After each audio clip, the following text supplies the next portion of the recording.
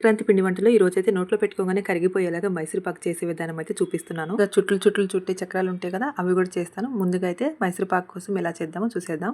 మైసూర్ పాక్ అయితే పక్క కొలతలు ఉండాల్సిందేను, లేకపోతే అయితే అటు ఇటుగా అయిపోతుంది. కోసం అయితే నేను 1 కప్ శనగపిండి తీసుకున్నాను. శుభ్రంగా జల్లించి పెట్టుకుంటున్నా. మైసూర్ పాక్ అయితే నోట్లో పెట్టుకోగానే కరిగిపోతుంది, ఆ విధంగా చేస్తున్నాను. కప్పు శనగపిండిలో ఒక 1/2 కప్పు నెయ్యి అయితే కలుపుకుంటున్నాను. శనగపిండిలో ఉండలేం లేకుండా గరిటితో కలిపేసుకోండి. అదిగో చూస్తున్నారు కదా, చాలా లిక్విడ్ రూపంలో కలిపేసి పక్కకు పెట్టాను. శనగపిండి కదా, కప్పున్నర షుగర్ అయితే తీసుకుంటున్నా. శనగపిండి ఏ కప్ తో తీసుకున్నామో అదే కప్ తో ఇవైతే కొలతలు ఉండాలి. 1/2 కప్ వాటర్ అయితే వేసుకుంటున్నాను. షుగర్ లోకి ఉంటుంది కదా, చూసుకుంటూ ఉండాలి. పాకం అయితే తీగ పాకం వచ్చే వరకు. ఇక శనగపిండిలోకి ఒక 1/2 కప్ నెయ్యి అయితే కలిపాను. 1 కప్ అయితే నూనె తీసుకుంటున్నాను. దీన్ని అయితే లైట్ గా వేడి చేసుకోవడానికి స్టవ్ మీద పెట్టేసాను. నూనె సన్ఫ్లవర్ ఆయిల్ తీసుకోవాలి, పల్లి ఆయిల్ అలాంటిది ఏమీ వాడకూడదు. ఇంకా పాకం అయితే తీగ పాకం వచ్చేసింది. ఇంకా కలిపి పెట్టుకున్నాను కదా, నెయ్యి కలిపి పక్క పెట్టుకున్న శనగపిండి అయితే పోసేసుకుంటున్నాను. గరిటతో తిప్పుకుంటూ ఉండాలి, కింద అడుగంటకుండా ఉండాలి. ప్రాసెస్ అంతా కూడా స్టవ్ ని లోలో పెట్టుకుని చేసుకుంటూ ఉండాలి. హైలో పెట్టుకున్నారంటే అడుగంటుతుంది. అయితే లో ఫ్లేమ్ మీద హీట్ అవుతూ ఉంది కదా, దాన్ని అయితే నేను ఇప్పుడు శనగపిండి వేసేసుకుంటున్నాను. నెయ్యి కూడా వేసుకున్నాను కదా, అందుకని బబుల్స్ వచ్చేసినాయి ఆల్రెడీ. ఇంకా ఈ ఆయిల్ వేసుకుంటూ తిప్పుకుంటూ ఉండాలి. కొన్ని ఆయిల్ అంతా కూడా కలిసిపోయే వరకు తిప్పుకుంటూ ఉండాలి. మళ్ళీ ఆయిల్ ని పోసుకుంటూ ఉండాలి, మళ్ళీ తిప్పుకుంటూ ఉండాలి. అంతా కూడా సిమ్ లోనే పెట్టి చేసుకోవాలి. హై ఫ్లేమ్ అస్సలు పెట్టకండి.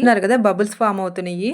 వేసుకున్న ఆయిల్ కూడా పైకి ఇలా వచ్చేస్తూ ఉంటుంది. చూసుకుంటూ ఉండండి, అలా గమనించుకుంటూ ఉండి ఇంకా ఉన్న ఆయిల్ అంతా కూడా వేసేసుకోండి. అయితే ఆయిల్ తీసుకున్నామో అంత ఆయిల్ అందులో వేసి కలుపుకుంటూనే ఉండాలి. అది ఆయిల్ కూడా పైకి వచ్చేస్తుంది. అప్పుడైతే వెంటనే మనం నెయ్యి రాసి పెట్టుకున్న గిన్నెలోకి అయితే ఇది వేసేసుకోవాలి.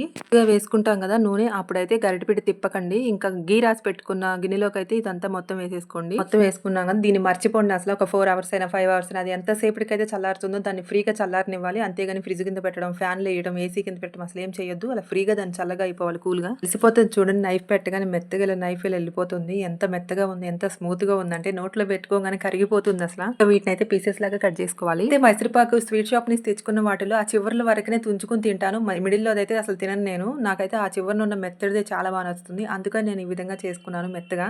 కూడా ఉన్నారా చివర్ల వరకే తుంచుకుని తినేవాళ్ళు మైసూర్పాకుని? నేనైతే అలాగే తింటుంటాను స్వీట్ షాప్ నుంచి తెచ్చుకున్న వాటిని అయితే. కానీ నేను మొత్తం అలా మెత్తగా చేయాలని చెప్పేసి ఈ విధంగా చేశాను. మీకు కూడా నచ్చినట్టయితే సేమ్ ప్రాసెస్ ఫాలో అయిపోండి. చాలా బాగుంది టేస్ట్ అయితే. కూడా వేసుకున్నాం కదా, అసలు నోట్లో పెట్టుకోగానే ఇలా కరిగిపోతుంది. తుంచుతున్నా కూడా చేతికి ఇలా అసలు స్మూత్ గా చాలా బాగా కుదిరింది. ఇక కావాలంటే మొత్తం నెయ్యితో కూడా చేసుకోవచ్చు. నూనెని కూడా వాడిన అవసరం లేదు, ఇంకా చాలా బాగుంటుంది. మొత్తం నెయ్యి అయితే పెట్టుకోగానే వెనలా కరిగిపోయి మైసూర్పాక్ అయితే అయిపోయింది. ఇప్పుడైతే ఈ చక్రాలు చేస్తున్నాను. చిన్నప్పుడు షాపుల్లో కూడా ఉంటాయి కదా, రూపాయికి ఒకటి అలా కూడా అమ్ముతుంటారు ఈ రౌండ్ చక్రాలు. చుట్లు చక్రాల కోసం అయితే నేను 1 గ్లాస్ బియ్య పిండి తీసుకున్నాను. అదే గ్లాస్ తో 1/2 గ్లాస్ శనగపిండి తీసుకున్నా.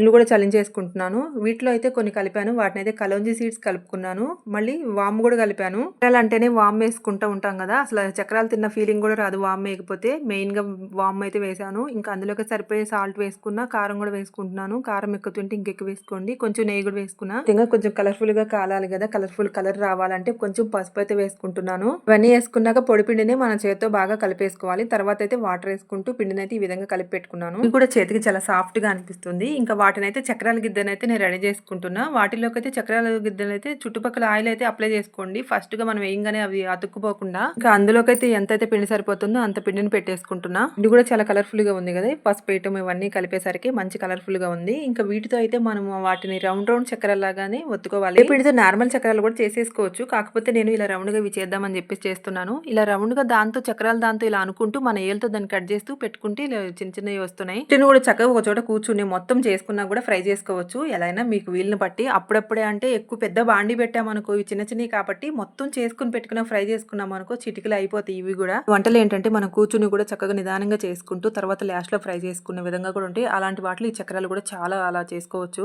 రౌండ్ రౌండ్ గా బాగా వస్తున్నాయి. ఆయిల్లో కూడా ఏంగానే చాలా బాగా తేలుతూ బాగా ఫ్రై అయిపోతుంది. నేను బ్యాక్ సైడ్ ప్లేట్ ని బ్యాక్ సైడ్ తిప్పుకుని వాటి మీద నేను చక్రాలాగా వేసి కరెడుతో ఇలా లోపలికి వేసేస్తున్నాను. అవి ఇరిగిపోకుండా చక్కగా ఇలా ఆయిల్లో పడుతున్నాయి. డీప్ ఫ్రై అయ్యేటప్పుడు మనకు అర్థమవుతూ ఉంటుంది. దాన్ని బట్టి మనం స్టవ్ ను కూడా పెంచుకోవడం తగ్గించుకోవడం అలా చేసుకుంటూ ఉండొచ్చు. చక్కగా చేసుకోవచ్చు. కిందే కూర్చుని అన్ని చేసి పెట్టుకుని కూడా ఫ్రై చేసుకోవడం వల్ల చాలా ఈజీ అయిపోతాయి ఈ చక్రాలు అయితే.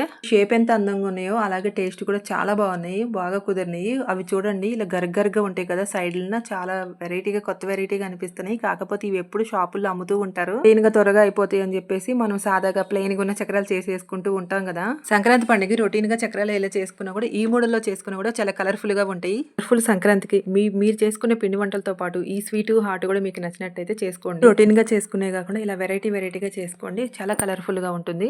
ఇంట్లో పెట్టుకోగానే మెల్ట్ అయిపోయే స్వీటు, ఇంకా చుట్లుకున్న చక్రాలు మన ఇంటికి ఎవరైనా వచ్చినా కూడా వాళ్ళకి పెట్టినా కూడా వాళ్ళకి కూడా చాలా నచ్చే విధంగాను చాలా బాగుంటాయి. నచ్చినట్టయితే మీరు కూడా చేసుకోండి. సబ్స్క్రైబ్ చేసుకోకపోతే ఇంకా సబ్స్క్రైబ్ కూడా చేసుకోండి. ఇలాగే మన ఛానల్ చూస్తూ ఉండండి నెక్స్ట్ పెట్టే వీడియో కోసం.